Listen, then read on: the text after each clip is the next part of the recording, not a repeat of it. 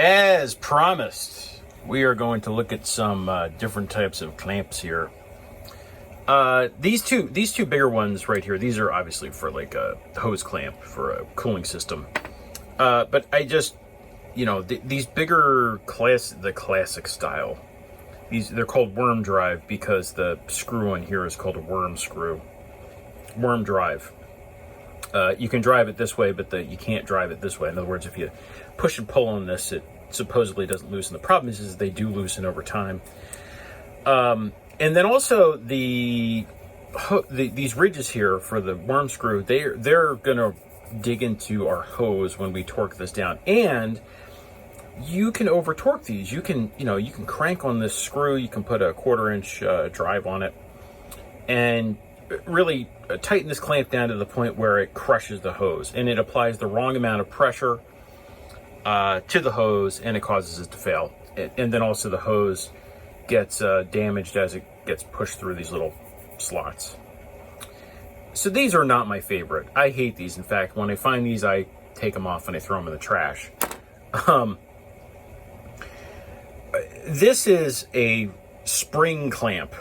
Now, the advantage of the spring clamp is that its pressure is always constant. It's constant all the way around. With these style clamps, you end up with this weird space right here where there's overlap, and you end up with, a rough surface. Again, this is pushed against the hose. It causes the hose to have some abrasion issues. But these clamps are really strong. You actually need a special pair of pliers. These guys right here, they have a bicycle cable on them, and when I squeeze the handle, it moves back, and then there's a lock to hold it in place, and then you release them. So why am I showing you this? Well, just because it's a nice big example here. It shows up well on the camera. To use these, you have to make sure that you put them in the right position, okay? And then you just simply squeeze down on this. Hilarity can ensue, but got to be a little careful here.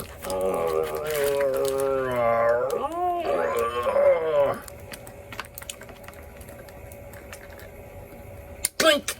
There we go, and it's expanded. Now you can position this to wherever you need to put it, and then to release it, you squeeze the handle.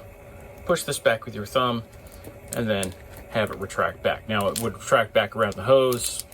This is going to go all the way out. That's fine. Okay, anyway, I just had to demo how to use that. Someone's laughing right now, going, "You can't use the tool." Anyway, they make little ones. Point being that these are not really rated for fuel injection.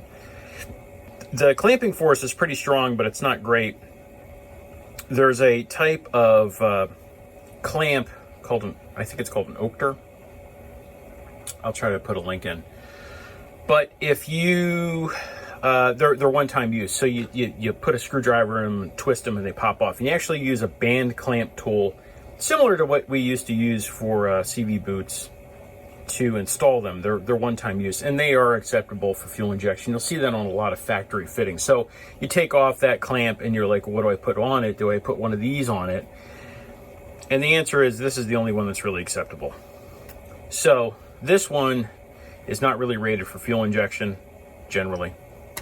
It works the same way with the clamping tool. This is the classic little worm screw. When I see one of these on a car, I immediately know somebody who worked on the car has no idea what they're doing, because the hose is crushed and it's squished out through the slots here. This is a proper fuel injection hose clamp. Let's get this to focus here. There we go. So they're made out of stainless steel, so they don't corrode. The good ones are anyway. And you'll see that it actually has a size on it. Okay, this one says, what's it say, 11 to 13 millimeters. That's its entire range. It can go between 11 and 13 millimeters and nothing else. These, you'll see people install them and they'll try to squeeze them way down, and they don't fit right because of this curvature. So these come in different sizes. All right, that's step number one. Step number two is, you'll notice that when you tighten this down, it's smooth all the way around on the inside here. It's smooth. There's nothing that's going to cut into the hose and damage our fuel injection hose line. Okay, so this is my go-to. This is a proper fuel injection hose clamp. For fuel injection, you can use it on cooling systems as well. They just work better. I'll even go as far as to put a little dab of Loctite on the end of this when I torque these down, just so I know that they don't come loose, and they generally don't come loose. But there you go, hose clamps. 5-6 minutes worth of hose clamps. Thanks for watching.